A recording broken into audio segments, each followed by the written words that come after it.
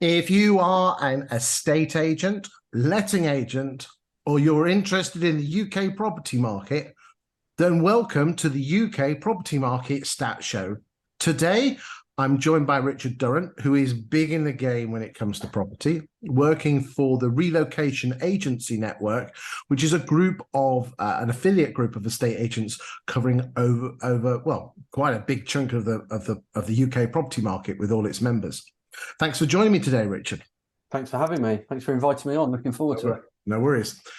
The purpose of this show, boys and girls, is to look at what is happening in the UK property market. I know I said it last week, but I will say it again this week. The vast majority of the statistics in the UK property market talk about when the property has not only sold, but what we call completed, when the keys are handed over.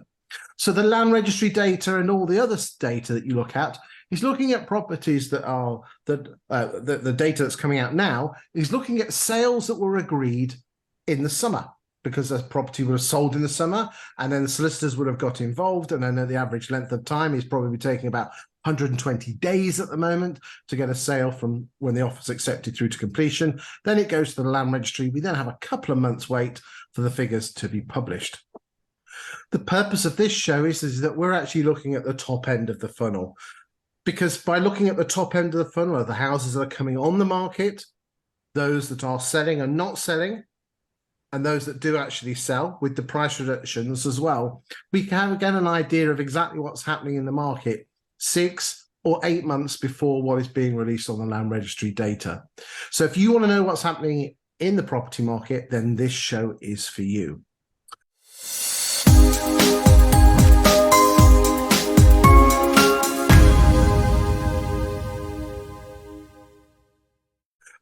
Well, Richard, shall we crack on with the stats like we always do, mate? And let's go and have a look at what's happening in the world of the UK property market.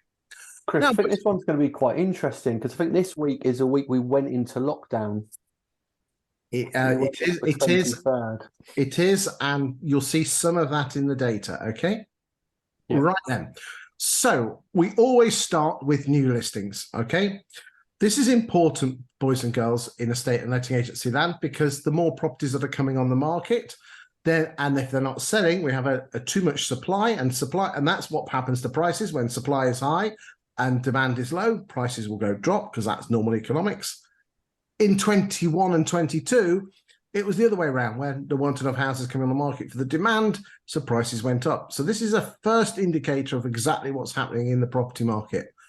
And this is a week, standalone week, and this is week 12. Now, this week 12 this week is March the 20th all the way through to Sunday the 26th of March. That is week 12 for 2023. And we are comparing week 12 in 23 compared to the other years.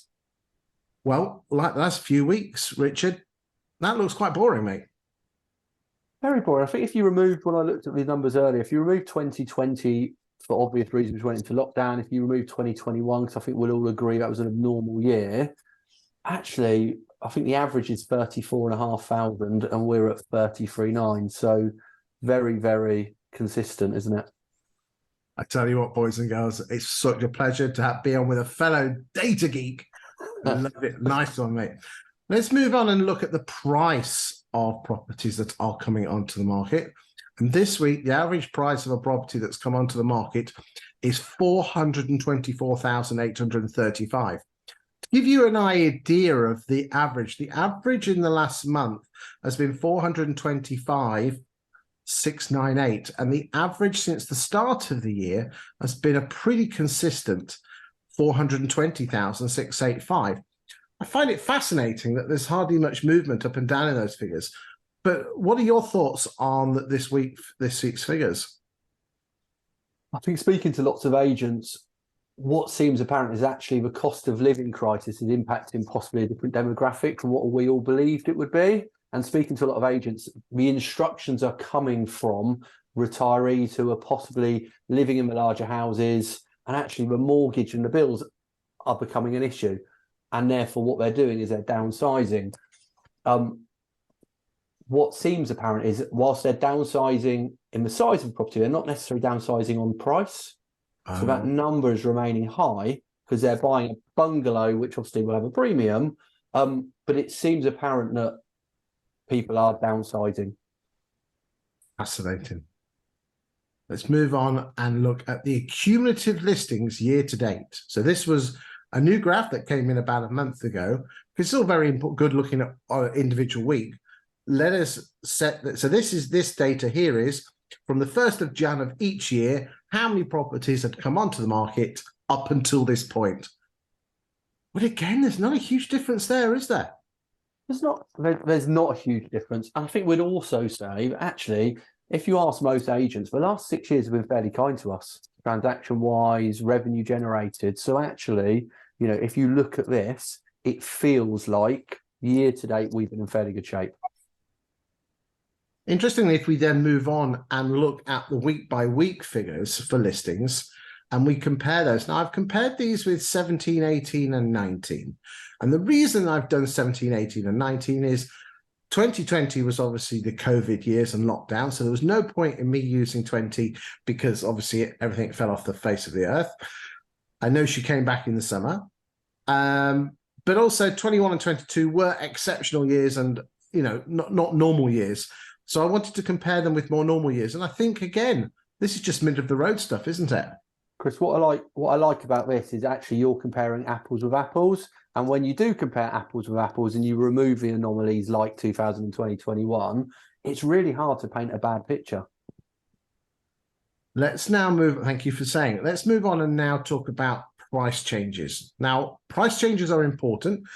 We as estate agents, we will go out to value the property and the owner will sit down, you'll sit down with the owner and discuss. Now, there are some estate agents in this country who will what we call overvalue. What that means is that they will give you an inflated figure to put your house on the market because they'll sign you up for quite a long sole agency agreement and then try and work you down. The problem with that is that if the property remains on the market for 8 weeks before you drop the price, the property then almost becomes market stale. And even if you do drop it to the price it should be on, sometimes it might not sell and you might have to go under. And there's lots of horror stories on that. But I think it's important we do actually look at price reductions because it does show that the estate agents are working their stock. And wow. And that seems high, doesn't it? Well, it does seem high, but when you actually compare it, in terms of the available stock, estate agents are reducing 7.4% of their properties per month. Yeah. So that's why looking at week on week. Now that obviously shows there is that stock levels were slightly higher in 17 and 18 in terms of, and we did show the stock levels last week, but it means that the price reductions were not necessarily an issue in 17, 18 and 19. But they are in 23. So if you're not reducing at least 10% of your stock, I think you need to be looking at your vendor management. Let's move on and look at the average price of the properties that are coming down in price. And that presently sits at an average of £402,000. So and again, the average price, now again, let's just have a quick look. The average price of a property being reduced is 394, whilst the average price of a property coming on the market this year has been 420. So there is a 5% difference, which shows that the lower price properties have a slightly higher propensity of reduction than the higher ones. The lower ones have a higher propensity. I mean, and that 5%, I didn't know it was that 5%, but interestingly, in our business, we had a rule where you reduce 10% of your stock by 5% on a weekly basis, because if you're going to make a reduction, make it a meaningful one, which is going to change the dial slightly and get the property sold.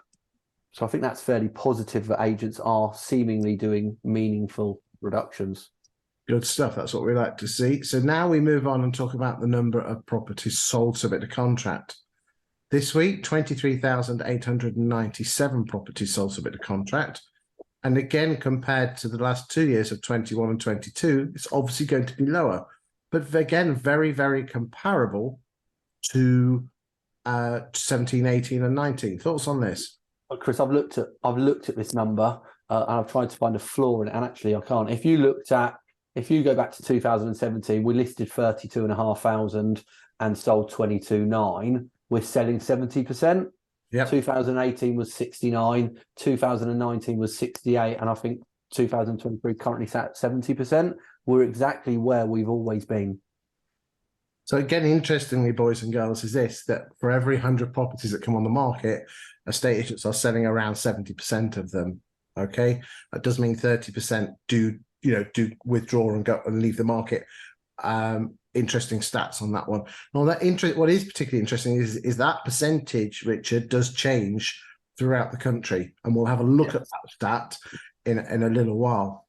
Let's go back and have a look. Next, I do actually have some extra stats on the price of sale agreeds. The average price of a sale agreed property was 361,000. So let's just refresh our memory here. The average asking price of a property coming onto the market, 424. The average price of a property sold, 361. Chris, and not for conversation now, but how does that vary? Do we know the average length of time a property takes to sell and what the average instruction price was at that moment in time compared to now? And what I mean by that is that if an average property is taking 10 weeks to sell, what was the average instruction price 10 weeks ago?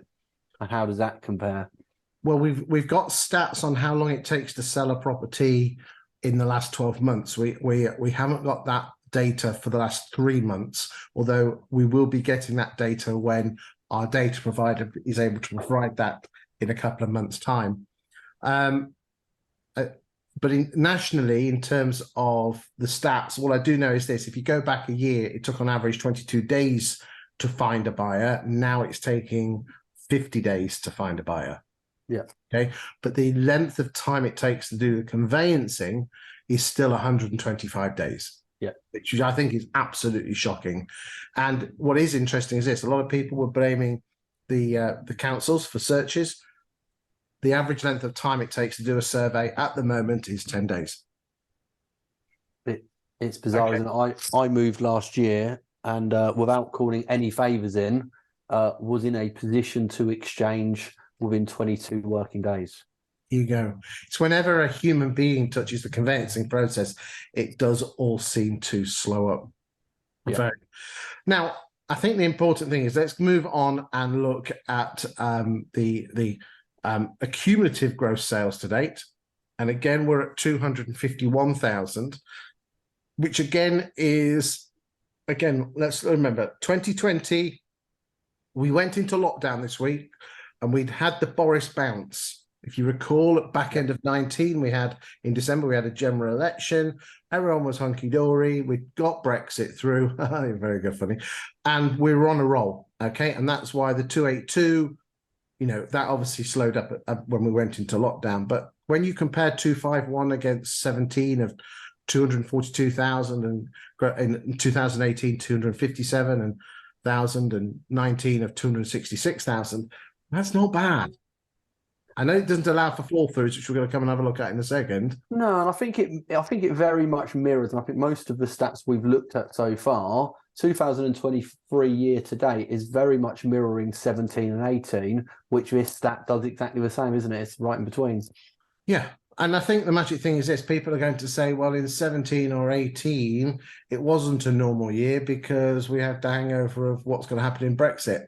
I think the magic thing is this: we never have normal years. No. It is what it is. And I think estate agents worry, they worry about the property market. You can't control the property market, but you can control the way you deal with it. And people still need to move, and even if house prices drop, which we don't know they're going to drop, they are dropping.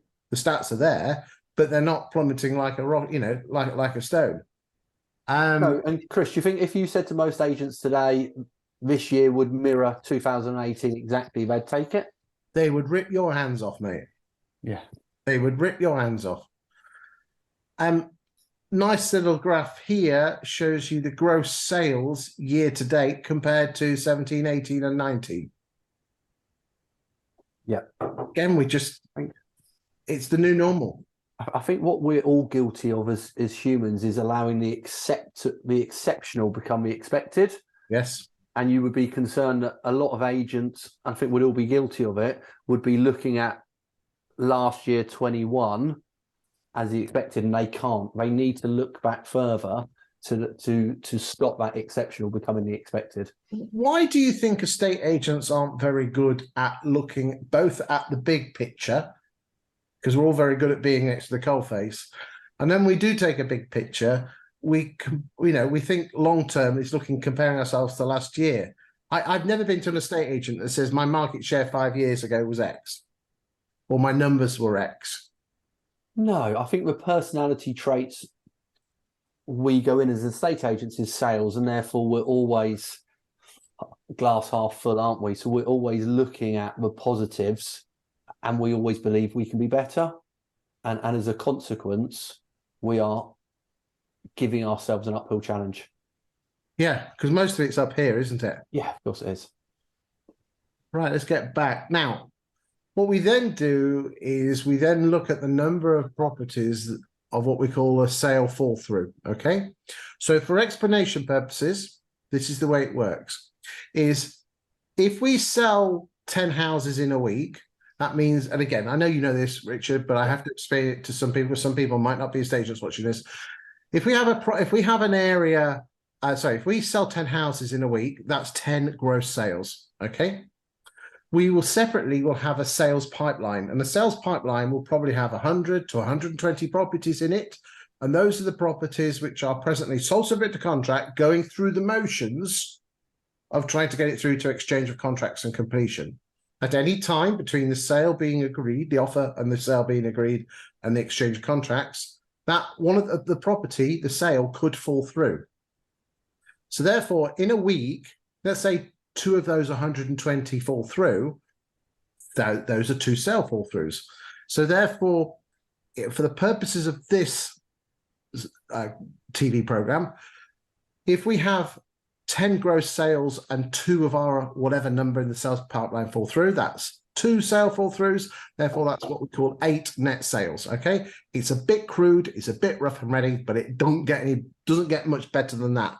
Okay, so therefore, what we need to do is look at the number of sale fall throughs, and then we can look at the number of net sales. So let's have a look at the number of sale fall throughs. Okay, and again, quite low compared to, I mean, again, this is the shocking thing is, again, we had this, that was quite a high figure in 2020 because we were just going into lockdown. And again, that what surprises an awful lot of people is that there were a lot more sale fall throughs in the good years.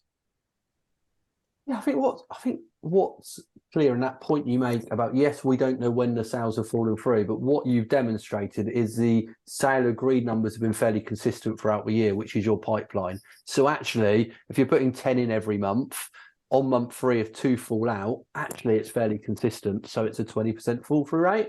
And what we're absolutely seeing is a 20% fall through rate, which I've been doing it 25 years, and that was always our number. You know, it was a bit of a back of a cigarette packet, but it was 20% fall through rate.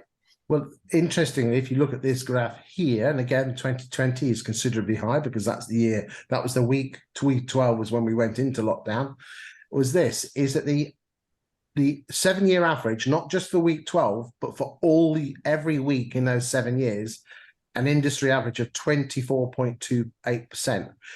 Okay. So again, 23 isn't that bad. Now, interestingly, you know, the average fall through rate for the whole of 2023 has been 25.25.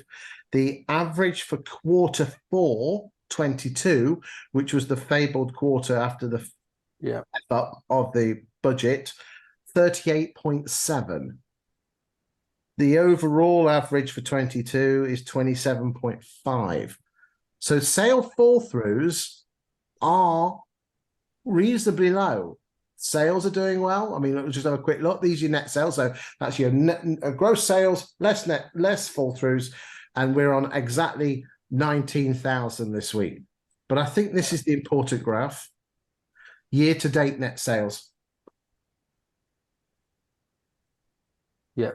And I think if we go, sorry, Chris, if we go back to that fall throughs. We've had a fairly turbulent Q1 so far, with mortgage rates going up and lots of unknowns, in the wider economy. So actually, to be sat where we're sat is a little bit surprising. I thought it would have been maybe slightly higher, because I think people would react to mortgage rates going up. But it seems fairly comfortable where it's at. As I said, a lot of that happened in Q4 last year, and that follows through. And again, let's just look at this graph here. The fall through rate. So this week 20.4. This year 25.25. The long-term average, as I said, as it says there, is 24. What is it? Hold on 2 seconds. Oh, there you go. Hold on. There, long-term average 24.28. Yep. This year we've been 1 percentage point, which is nothing, over the long-term 7-year average, and we got hit in Q4 because it was 38.7. Are you ready to move on to the cumulative net sales? Yep. Now this is interesting. Is this so?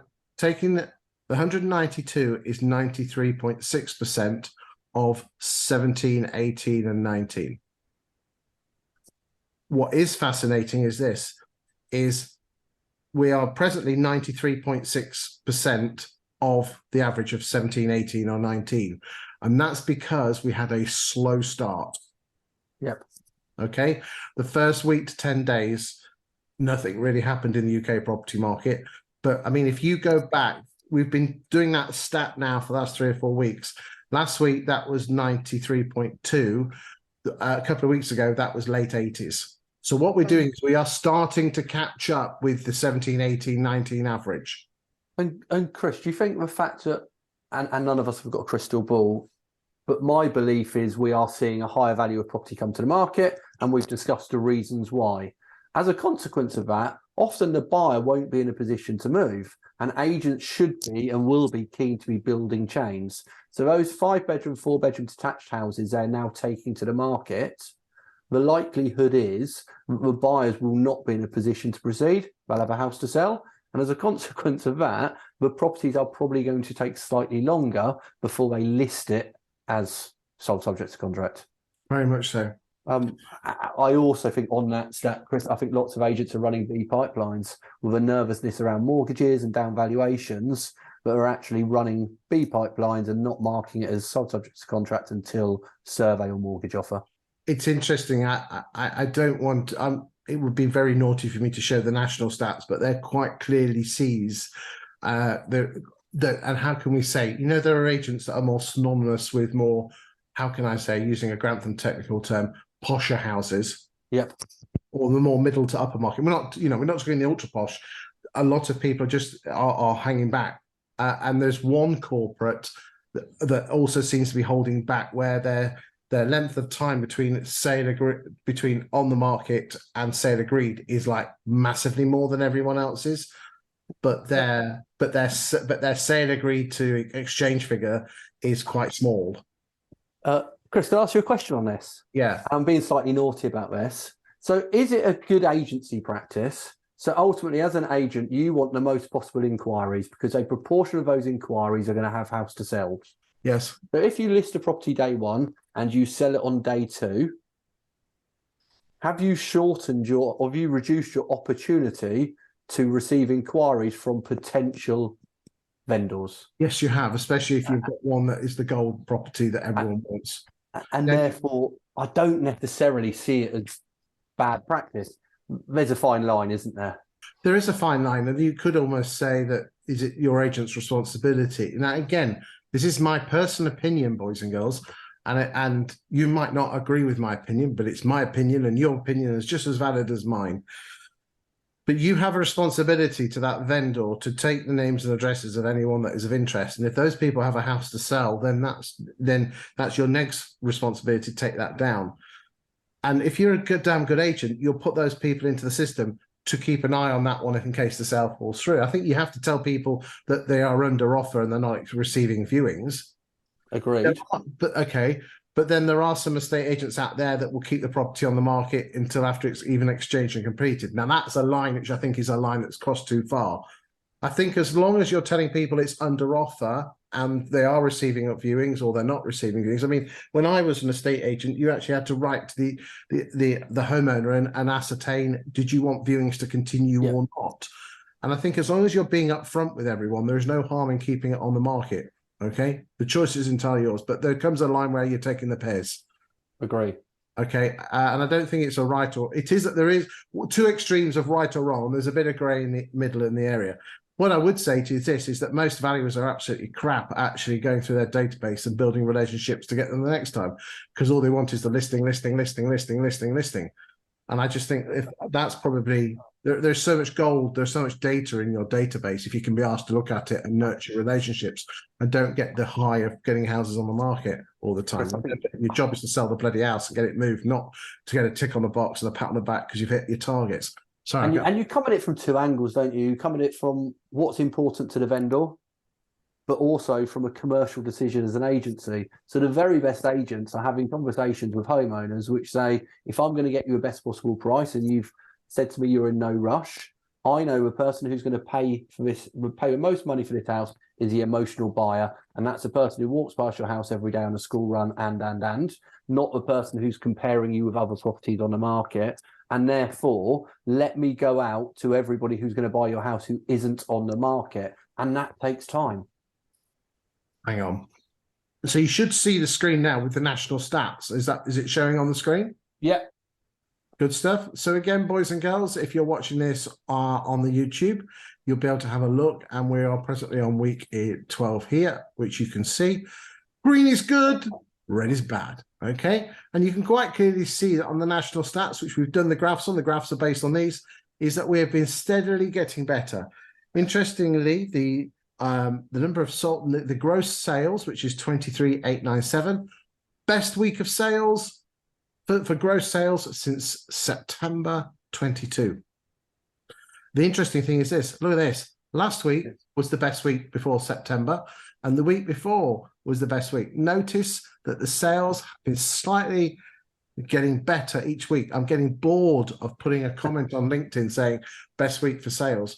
Also, look at the number of house sales that have fallen through, 4,897. Now, we've done this on the graph, but I think it's so important you look at it on the spreadsheet and compare and contrast, okay? And again, gross sales to listings, 70.4. Again, look at the sort of numbers that we were achieving at the start of the year, where we were getting somewhere in the order of 63. And again, let's just get a quick look at 2022, and you can see that here we go, let's look at the numbers here. So it's number line 11 is that gross sales of lettings 74, 73, and then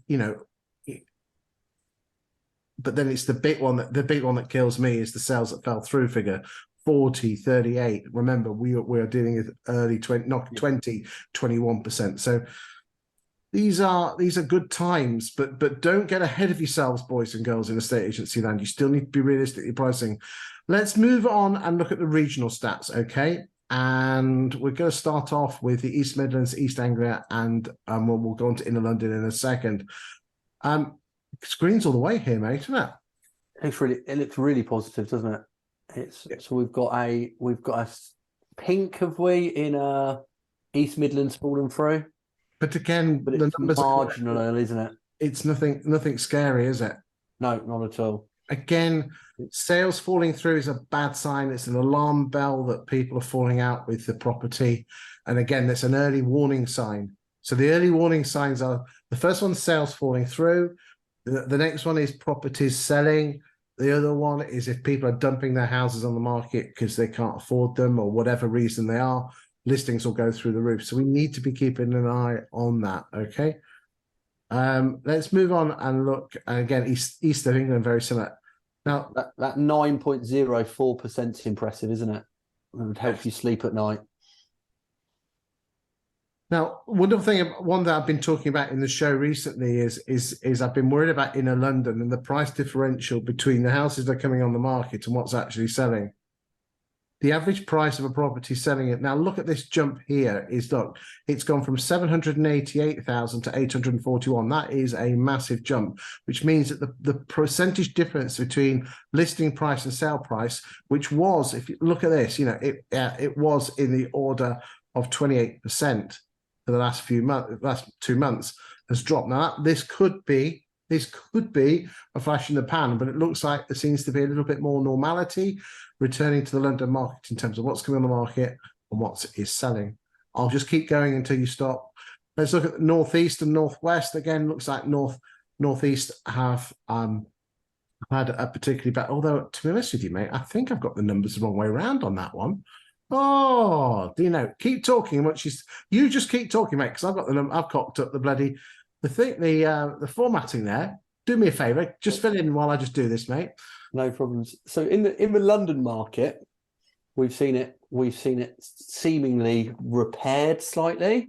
Is that just a delay in how long these sort of prime, super prime properties take to sell? Because that's my gut feeling. A lot of the money's coming from overseas, so they're playing on the exchange rate. But I also believe that if you looked at, week 7, week 8, we're just seeing the natural churn. Oh, lovely. Right, we've sorted that one out. Thanks for the fill there, mate. Top note. Again, northwest, all the greens all the way. The fall through the outer London seems to be doing okay. And again, the fall through rates, I might have just got the numbers run out on the conditional formatting, but we'll get that sorted out for next week. Don't you worry. Scotland always does well. Southeast, greens. Chris, can I make a point on Scotland? Yeah, go for it. So actually, if you scroll up and if you looked at row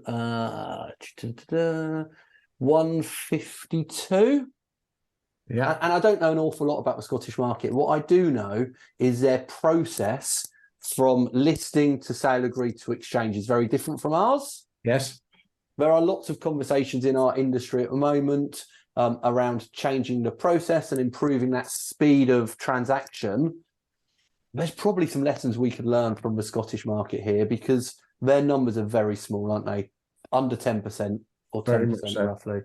Very much so. And, I do know obviously that they're looking at the process, and we've got the home buying and selling group, which are adding. I think they're not going to change the law of buying and selling, but what they are going to do is use technology. And again, there's a lot of people out there that are doing some lot of work in the backgrounds, which are hopefully they'll get the bloody fingers out, should make a difference to home buyers, home selling, and also estate agents, because we all know the longer the property remains on sort of the contract, the greater the chance it will fall through. Southeast is all greens, southwest is all greens, Wales, look at that. Brilliant. West Midlands greens, Yorkshire and Humber, yeah, okay, all right, it's all, not brilliant on the minor fall throughs, but again, not massive stuff here, still 20% fall through. So again, look at your numbers, it's not bad, kids. It's not bad at all. Still means that you've got to put your house, you've got to do your homework, you've got to price it right, don't have it hanging on the market. Any final thoughts on those figures before we go and look at our chosen city today, mate? I think generally, I think they're all very positive. I think we need to be careful how we present them to our clients. And we need to, I think, an educational conversation which goes a little bit on gut, a little bit on emotion, but fundamentally is underpinned by stats, puts anybody in a good starting block, doesn't it? Why do you think estate agents aren't very good at using stats when in reality, if you think about it, that's what estate agents should be using to prove their worth and knowledge of a property market? I think that, so if I looked at my career when I started in 1996, you didn't have Rightmove. So I don't think the stats were readily available. You obviously started as a child, Richard, because you're a good-looking lad. And unless you put colouring in your hair, you're doing well, mate.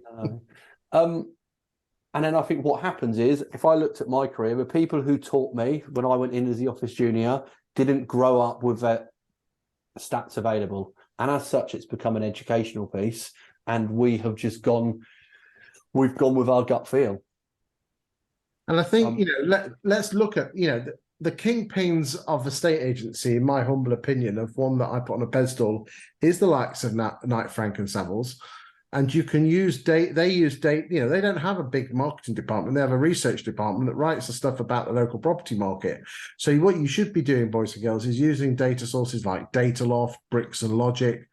You've got Home Search as well, creating great content which you can prove that you are the guru of property. And there's nothing better than actually using statistics to back up your argument. Because whilst Joe Blow estate agents giving it, this is what I feel, you can say, here is the stats. Shall we move on and talk about our chosen city this week? Yes. Where are we going? We are going to the superb city of Ipswich. Oh, wonderful. Tell you what, have you ever been? I was just about to ask you the same question. I've driven through Ipswich. Indeed. It's a nice city. Got a lot of time for it. So, boys and girls, we are using the 20EA Insights platform. All the data so far has mainly been provided by the platform. And this platform is available to all estate agents if you cross their palm with silver. And you can get all this data that you can compare and you contrast. This is Rightmove Plus with steroids, with rockets attached. I must stress to you that 20EA have not paid me 1 penny to recommend them. So you please don't mention my name, but you can ask for their 20EA Insight platform and you will get this data enabling you to find out your information on your local property market. But again, I must stress, like all things I do, I've not been paid to do this, but I'm a fanboy. Right, should we crack on then? Here we go. Two more writers. So we are looking now at the stock on the market. And I think what we could probably do is this.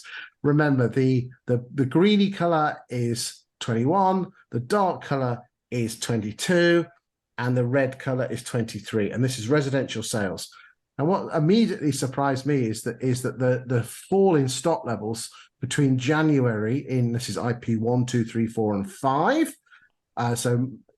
City centre, I presume. City centres IP 1 to IP 4, and then we've got IP 5, which is Kesgrave, which is kind of like a posh mini town, which has kind of been enveloped into Ipswich, and people consider it as Ipswich. But it's like the posh bit. It's a bit like Great Dunmow, Bishop Stortford and Sawbridgeworth, okay? Yeah. A bit like that, okay? They kind of touch, they kind of don't, but everyone puts them as one, even though they are legally two separate entities. So we can quite clearly see that in 2023, the stock levels have been going up from 1,100, 1,200, and 1,260.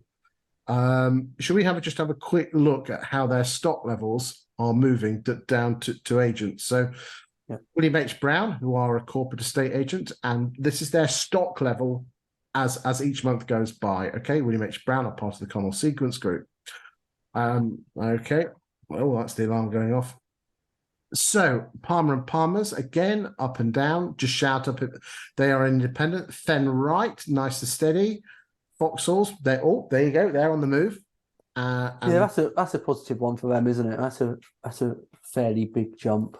And again, just have a look here. This is their average since the 1st of, this number here is the average since the 1st of January 21, so which would be around here. So again, working quite nicely on that one. Hart. Okay, let's move Hart. Okay, there you go. But again, let's look at the numbers. There's a bit of, we can all put different scales on the side. I'm as guilty as that to exaggerate the point. There's Austin Berryman. Oh, they seem to be doing quite well. Yeah. Okay.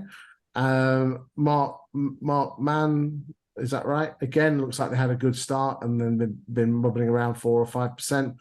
So again, this might only be of interest to people in Ipswich, but again, we like to have a look. Let's now move on. That January number is always an interesting one, isn't it? On what tax agents take. Do they go for that bank holidays, your busiest day of the year, and list everything before Christmas, or are they waiting for just after? And I think a lot of agents relist all of their properties in January to get a bounce. Oof. Watch your mouth, that would set up your mouth. Okay. Right. Okay. So that we've done stock levels. Let's just have a quick look. So now we're looking at new instructions. Okay. And the average price of a property that's come on the market in Ipswich in the last 2 and a bit years has been 283,000. There's been 8,373 properties. Let's have a quick look at the average value, just so we can see which agent seems to work well. William H. Brown at 262. So which means that they're obviously going slightly below. Palmer's. So we'll look at Palmer's. Well, let's see. They're either dead on, Chris, or it's frozen. Looks like it's frozen, doesn't it? We'll have to get that one sorted out. Okay.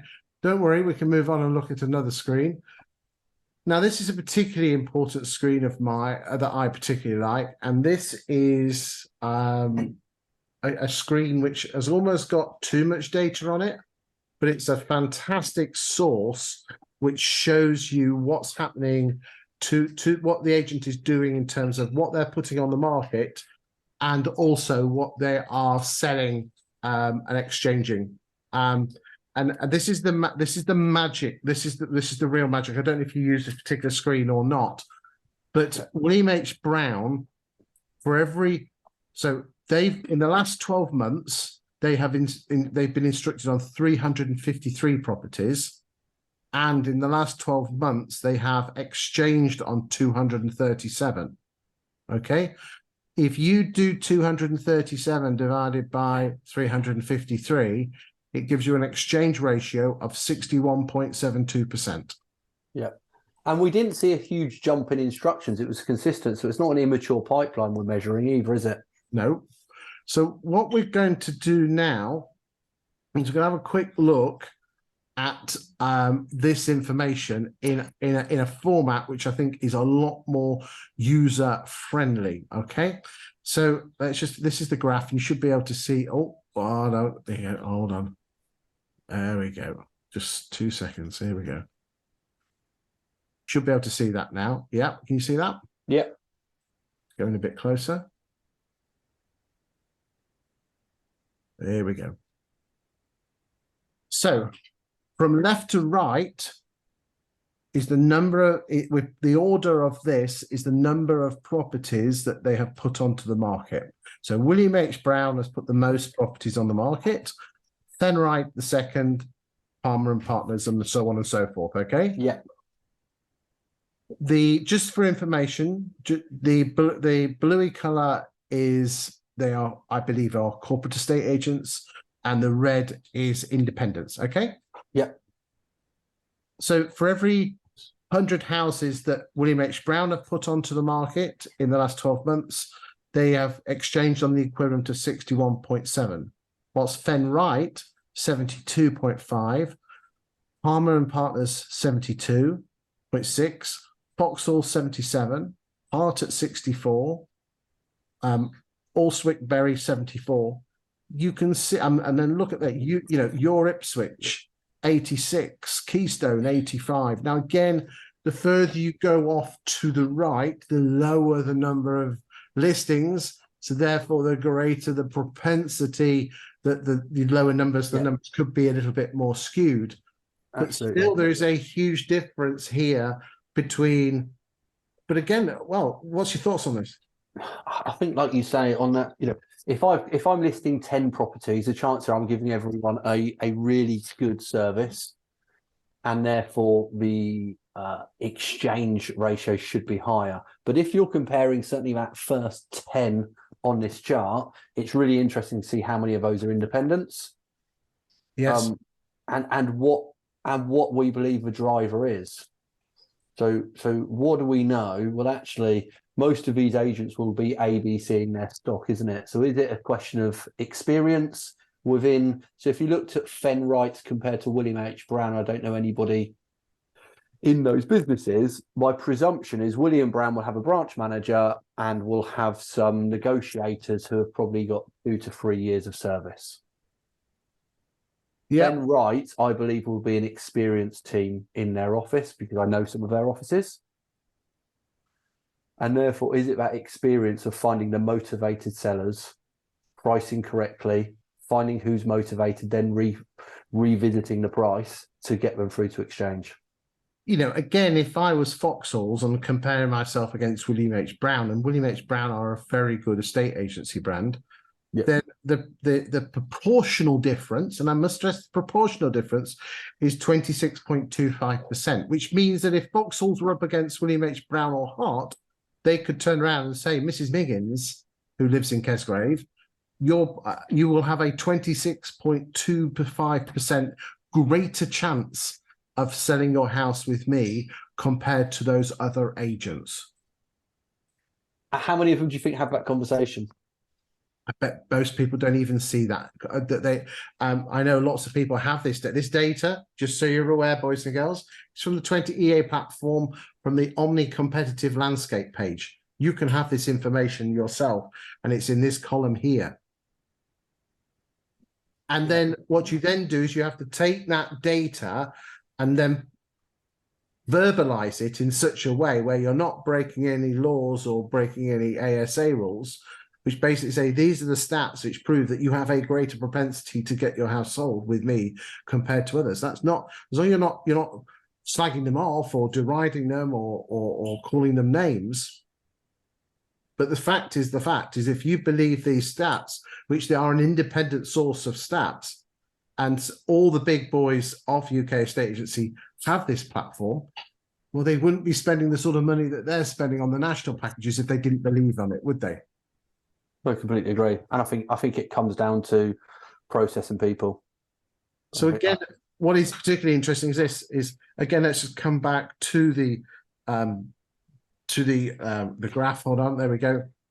Isn't it interesting that the top 10 agents seem to be hovering around this late 60s mark, whilst those who are in the 11 to 20 range have a higher propensity to sell.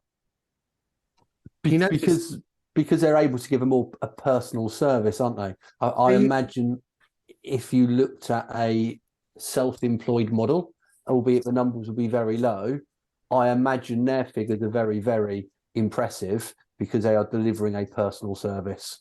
And that's why it's really important, boys and girls, in estate agency land, that you use data like this, that if you don't, you need something to prove that you're different to the competition. And just saying that you put a for sale board up and you go on Rightmove and you take photographs and things like that is not. But if you can have independent data which proves this information, then you are going to have a better way of getting your property, a greater chance of putting your house on the market. So, I mean, if you are a valuer or, and you want this sort of data, then why don't you speak with your boss? As I said, I'm not on any commission at all. But have a chat and see this insight data. And if you aren't as good as you think you are, then it gives you a chance to up your game.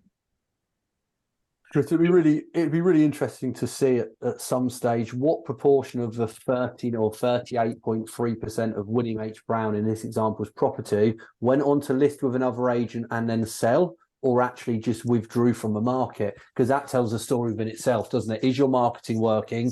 Are you attracting the right people? I mean, isn't it particularly interesting? Look at this column here, price changed. With William H. Brown, 53% of the properties they listed. I'm still seeing exchange to listings percentage. My apologies. We'll do you a new share. Bring it back. Look, here we are. You should be able to see it now. William H. Brown, 52.9%. So they instructed on 353 properties in the last 12 months, and they price changed 187 properties. Now, all those 187 are not going to be all those, but the vast majority of them. And if we're comparing apples with apples, it's a good way of comparing it. So over half of the properties they put on the market, price change. Fen Wright and Palmer and Partners, 36. Foxhalls, 30. Hart, 49. Corporate. We're not getting at corporates here. We're just saying that different agencies have different models. Beagle's, 29. Grayson, look, these are much lower numbers, but isn't it interesting here that they have lower numbers, but their exchange ratios are much higher, which means these agents here in the 11 to 20 area, they're not putting so many houses on the market. They're obviously putting them on at the right price because they don't have to change them so much, and therefore they are exchanging on more of them. Or is that a wrong assumption? No, I think you're absolutely right. And I think if you went back to any agent and said, what's the key? Well, it's price it correctly, get it to a relevant audience, and progress it very quickly and give it personal attention. Because actually, part of the problem could be that if you haven't got an experienced sales progression team or sales progressor, actually, is it falling through because you're unable to overcome hurdles in that progression stage? Indeed, indeed. So are you putting your best team out there? In terms of price reductions, again, I sit on the fence slightly. Yeah, we're making assumptions here, aren't we? But we're giving our opinion. And what I'd say, boys and girls, is this: if you don't agree with our opinion, then have the balls to put your head above the parapet and put it in the comments. If you don't want to make a comment and you want to ring me, then send me a message through LinkedIn. Let's be honest, you can always get hold of me there and send me a message and tell me how you disagree. I do listen, and I have changed my opinions on people telling me that from something that I can't see that you could. Right, let's just go through to the second to last screen. And this is a slightly complicated screen, but fundamentally is this. This is almost Get Agent mixed with ValPal. All right, I don't know if you've ever seen this screen. Yeah. Richard? No? Yeah? Yeah, no, I've seen it. Right then, so what the way this works is this, and if you have an issue with this as an agent, then you must contact the 20 EA team themselves to explain why you disagree with their model. But fundamentally, this is what they do. For every agent, every property that they put on the market, each agent, 20 EA will know the address of the property and will provide what is called an automated valuation model figure for that property, or as I like to call it, a ValPal figure. Obviously, it's a bit like a Hoover is a vacuum cleaner. We'll call it a ValPal figure. What they will then do is that so they've got a valuation model on every house that agent has put on the market. So we'll go with Fenright. So they've done 329 automated valuation models on their properties. And then they've seen, right, in the last 12 months, what did they put the property on the market for compared to the value? And in this instance, Fenright, the difference between the value and their assumed value and the asking price was 2.17%, okay? Which is fair because the market last year was going quite well. We're talking last 12 months. Now that number will decrease as the time goes on, but we're at 2.17 now. Then, when the property actually sold, how much did the property actually sell for? The original asking price versus what it actually sold for. And in this instance here, this particular agent, Fenright, achieved a reduction of 0.95% on whatever they sold, which is fair because people chivied away at them. Yeah. With me so far? Yeah. Now, there are different agents in here with different property prices. So what they do is they work out the average percentage on overvalue of how they put it on the market and then what they achieve from it. Now, to create a level playing field, they take that percentage and apply it to a standard property, which in this instance is 300 grand. So if you take all those percentages and applied it to an Ipswich house, which is 300 grand, again, I will make no apologies, this is complicated, okay?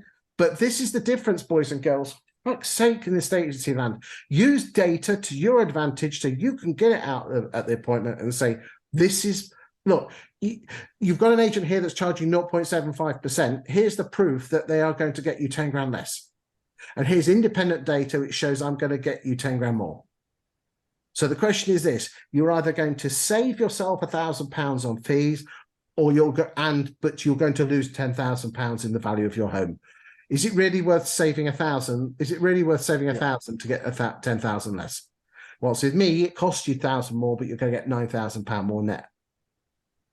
This is data that helps you out. I'm sorry, I'm getting on my high horse, on my soapbox, but it's important. Right, they applied it to a 300 grand house.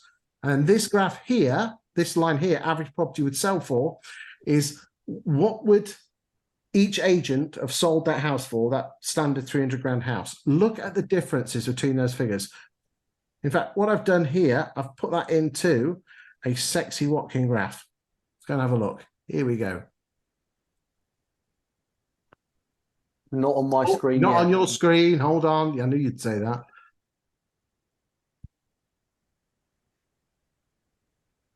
That is quite consistent. We have seen some quite anomalies around here, but there is a difference here. Look, now this is really weird. Is in the top 10, 2 of the best agents are corporates.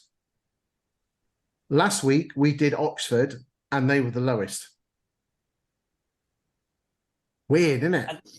Yeah, I think it depends on tact. I think it depends on the team. I also think it depends in which part of the market you trade in. So yeah, there goes. So that we'll call it your word, Val Pals. If I'm trading, and I accept that this is mostly central Ipswich, if I'm trading in an area which is full of 2-bedroom Victorian terraces, there's going to be a high volume, and therefore the accuracy of the Val Pal tools will be extremely accurate. Yeah. If I am, I don't know if there's anybody on there, but if I am a Savills or a Knight Frank, okay, I'm going to be selling less, so the accuracy might be. Hence why we haven't got into the villages. No, exactly.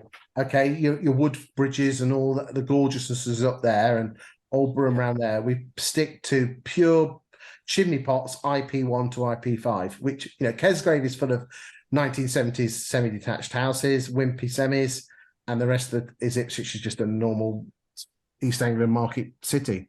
Yeah. So what is interesting is when we compared it to Oxford last week, there was a bit more. But again, let's look at this here. If I was Connells and going up against Alswick Bury, I could say I'll get you £6,000 more. Yes, and I think if you're using this, and I think agents sit in 2 camps on this. Am I overvaluing it? Am I not overvaluing it? Ultimately, consumers want the highest possible price. And therefore, if I come to you and want to sell my house, Chris, and I say, I'm in absolutely no rush, I want the best possible price, and I know you're telling me it's worth £100,000, but I want you to try for 110, you then have a decision to make as an agent, don't you? Is it achievable?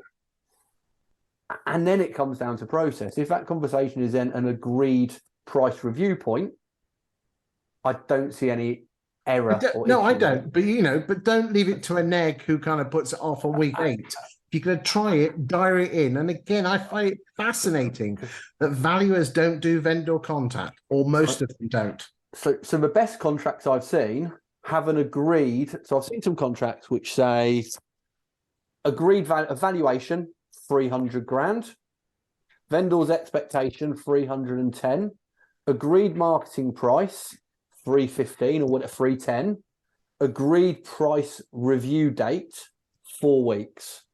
And therefore we all know it's hard to go back to that vendor saying, oh, we've gone high. Actually, if that conversation is, Chris, when I came out to visit you, I said I thought 300 was a mark. You wanted to try 315. We agreed that we'd try it for 315 and review it after 4 weeks. We're now on 4 weeks. I don't think that needs to be an awkward conversation. Because you've already planted the seed. And again, I think valuers, they are choosing you to put the house on the market. And you can't expect little Floss, the 22-year-old neg who's a bit wet behind the ears, to make that call. I'm sorry. That's your call. Agree, because otherwise you're always then chasing the market, aren't you? Because it was 300, it might be 295 now, yes, and you're negotiating on going on at 305. You'll always chase the market, which is that meaningful price reduction. Indeed. Well, that's the end of the Ipswich show. I'll tell you what now, let's just have a quick look at lettings, mate. I think we'll just have a quick look. I'll just pull that up because we don't want the letting agents to be feeling left out. So give me a second. Hold on. There we Whilst you're doing that, what's your feeling on the lettings market? What are you hearing? Feelings on the letting market is in the press about 10 days ago, they said every landlord was selling up and people are attracted to bad news. Landlords have always sold up. But if you actually look at the hard facts from the stamp duty range, it hardly has been hit. We're still waiting for some more up-to-date figures. But the back end of last year, people were still buying. Where else are you going to put your money in? There's something beautiful about a 9-inch brick that you can touch and feel, or you can go and put some money into, wherever, And Chris, it's easy for us to sit here not doing the doing and make it sound really easy. But do you think half of the problem is down to agents being order takers rather than deal makers? And what I mean by that is, when my landlord wants to sell his buy-to-let property, his or her buy-to-let property, do I chuck it on Rightmove and wait for a first-time buyer to come and buy it? Or do I not go to the market and do I have a conversation with the landlord which says, the best possible buyer for you is an investment buyer, and let me tell you why. Firstly, they've got to pay market rate. So this isn't somebody going to try and knock your price. Secondly, they're going to have a high deposit, so the risk is lowered against a first-time buyer. Thirdly, it's not an emotional decision. So when next door comes on with a nicer kitchen, they're not going to switch. And lastly, they're going to wait within reason for as long as it takes you to buy. And therefore, can I go to market, off market to my database to sell your property to a landlord which has a tenant in situ, removing void periods? And again, that's what estate agents should be talking to their lettings department, talking to the landlords, introducing themselves. You know, I was talking to a landlord yesterday. He says, "Oh, I'm setting up. I've had enough." And then he says bloody taxation, and I turn around, what, section 24? He says, "How did you know?" Because it was at a personal, nothing to do with the estate agency. And he says, "How do you know about that?" I says, "Well, I'm in the property game." And he says, "Yeah, I'm setting up because of the section 20, well, section 24." And the guy's in his mid to late 60s, and actually he's just retired. He manages it all himself, and reality, when it push comes to shove, is he'd be selling now anyway because he doesn't want the hassle, and he's just blaming the taxation rules. It doesn't help that he's also highly geared as well. But I think you as valuers need to be talking to your lettings department and taking a step back, say, who are your 10 biggest landlords, and just ringing them up and just saying, "Look, I just, use an excuse, go and get a home search report, and then drip feed them home search reports on what their houses are worth, and just give them an idea of what's coming on the market, and just build a relationship up. So therefore, when they do think of selling, they're immediately going to think of you. And you might be able to come up with a nice big package, selling 10 houses in a lump to another landlord." Yeah, let's just have a quick look at Let-It. So again, that's where, so there are always landlords selling, there is always landlords buying. Your job as letting agents, the problem with landlords is they're very sticky. They don't tend to move letting agents, just like people don't move banks.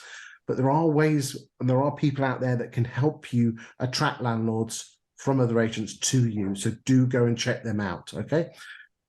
Okay, here we go. So we're now looking at Ipswich, new instructions. Interestingly, an awful lot of agents didn't put their properties on the market last year when the market was going a bit silly, and just put them up to let agreed. But now what is particularly interesting is this.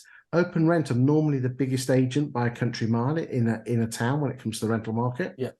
But they're number 3 here. Leaders, again, I would expect Leaders to be at the top of the pile because that's who they are. And again, the new instruction, these are going to be pretty standard because when you get a property on the books, you tend to keep it a long time. Again, there's nothing particularly, and we are just having a quick look at this just to see, but you know as well as I do, when it comes to lettings, it's all about getting the property on the market and then just keeping them and not being a brat to lose them. I think so. I think your lettings director, what have you got to add on this one? I think what we all want is that stability of that recurring revenue coming in. So one is it's stabilizing that revenue by making sure you're not losing landlords and reselling to landlords, but also look at the additional opportunity. So I imagine that the average price from March 2020 to 2023 has increased. Don't know if we can see this on this report, can we? Yeah, we can. So, well, look, this is roughly the first 6 months. Hold on a second. Keep talking. I'm going to have to just keep talking, mate, and I'll just. So I think my point is how do we maintain landlords and do the best job for us? And where I think lots of letting agents are guilty, and as I said before, it's easy to sit here and criticise. We were as guilty as anybody else. Is treating renewals as new instructions. So what I absolutely believe is that lots and lots and lots of agents at the point of renewal will go, "Hi Chris, Richard here, just a quick one, I spoke to your tenant, they want to stay, I suggest a £25, £50 price increase, whatever's relevant." I don't believe there's many agents having a conversation which says, "Chris," and treating it as a new valuation, because I believe that price increase would be far higher than the 25, £50 people are suggesting. And therefore, your 10, 12, 15%, however good you are at your management fee, if you upped every property by 5 to 10% on the annual rent, you've just jumped your income up. So actually the new instructions drop isn't as relevant. So interestingly, if letting agent bosses, should you be targeting your property managers not only on getting the property relet, and let's be honest, a blind man on a galloping horse be able to get that sorted out in this market, is do you actually incentivize your colleagues to up the rent, not without being silly? Chris, right, here we go. I think the other point on that, and I think it is relevant, is I think we're guilty as agents, lots of people I speak to are, is we do the first fixed term and then we move into a rolling periodic tenancy. And as a consequence of that, we don't have that rent review conversation every year. So lots of agents will be sat there with tenants who have been in situ for 3 years who haven't had a rent increase. If you want to increase your revenue as an agent, go and review your rents. Right, you asked me for average rent. So for the first 12 weeks in 2021, the 708 properties came up for rent in Ipswich with an average price of 738.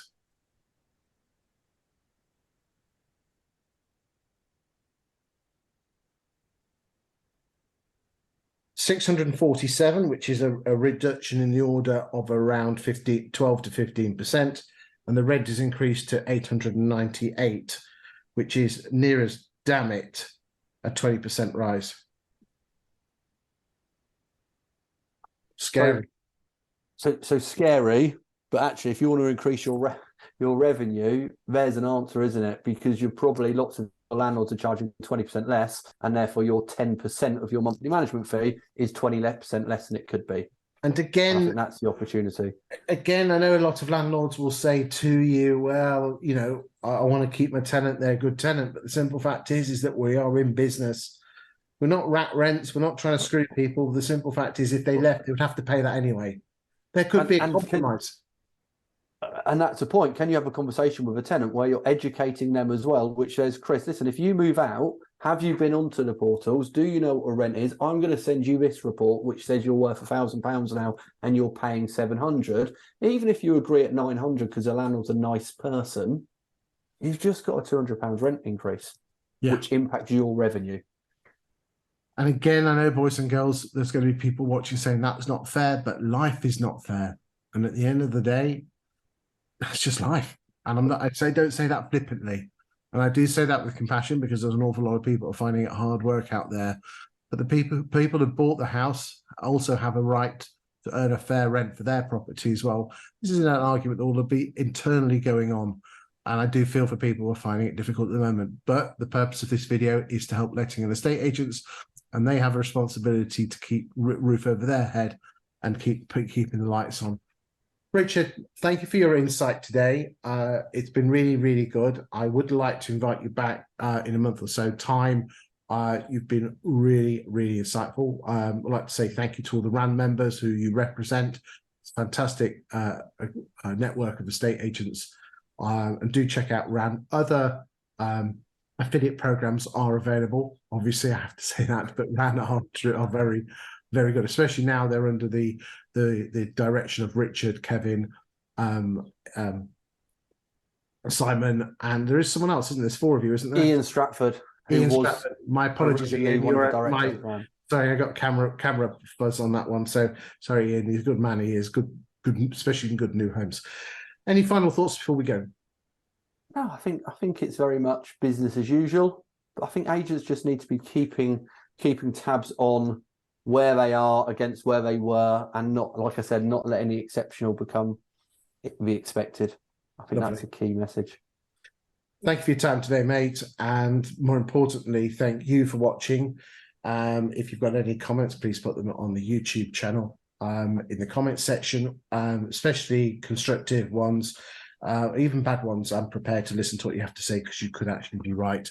Thank you, Richard, for your time today, and we'll see you next week with the next property show. Thank you.